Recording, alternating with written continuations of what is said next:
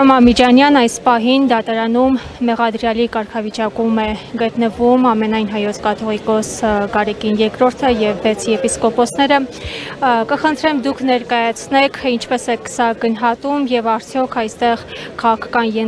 ենթատեքստեր տեսնում եք և ինչի է սա հանգեցնելու ընդհանրապես։ Ինչը գնահատեմ, սա համազգային խայտարակություն է։ Վեհապար հայրապետը դատարանում է իրան ասում են կանգնել, մի խոսքով սա համազգային խայտարակություն է։ Այստեղ մեկնաբանելու կամ եզրակացնելու կամ որևէ բան էլ չի մնացել։ Շատ պարզ լուծում կա։ Կամ իրանք անհավատները, անհայրենիքները, կամ մենք հայրենասերները, մարդիկ, որոնք հավատում են Սուրբ Հայ-առաքելական Սուրբ եկեղեցուն, ստե շատ բարդ դիլեմա չկա։ Ինչ եք առաջարկում, ինչ տարբերակ։ Պայքարել, մնացածը բոլորը արդեն ստրատեգիայի խնդիրներ են։ Միակ լուծումը պայքարելն է, առանց հիասթափվելու որևէ բանից։ Կարծում եմ վեհապար հայրապետը դուրս եկավ։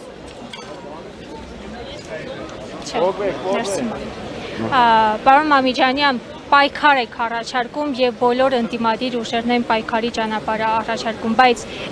ինչ ճանապարհով հնարավոր է հասնել վերջնակետին։ Կներեք վերաձևակերպեմ ձեր հարցը, մենք ես պայքար չեմ առաջարկում, մենք պայքարում ենք։ Ովքեր մեզ միանան փառքոպատիվ, ինչ ճանապարհով օրենքով չարգելված ցանկացած, սկսած հայտարարությունից վերջացրած փողոցային պայքարով։ Իմ խորին համոզմամբ առանց փողոցային պայքարի այս խնդիրը երբեք չի լուծվի։ Եկեղեցի պետություն այս հարաբերությունները հասարակության մեջ նոր լարվածություն առաջացնելու են, թե ամեն ինչ բնական։ Լարվածություն մի խումբ ինչ որ անհավատներ փորձում են քանդել հայ-առաքելական Սուրբ եկեղեցին, ինչ հասարակության մեջ արճակատում չկա, ամբողջ հասարակությունը մեր եկեղեցու կողքին է, տարբեր ձևով է դա դրսևորվում, մի մարդը նոր բաժանումների հարցը չի, խնդիրը այն է, որ շատ փոքր հատվածն է Փաշինյանի գործողությունները արդարացնում, գուցե այստեղ շատ մարդիկ չի որ եկել են, շատ մարդիկ չի որ արտահայտվում են, բայց ես վստահ եմ, որ հայերի ճնշող մեծամասնությունը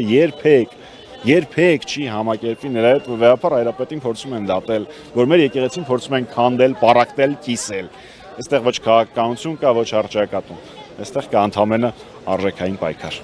Պարոն Մամիջանյան, նաև օրերս գումարվեց Անդրանիկ նիստը 9-րդ գումարման, որի ժամանակ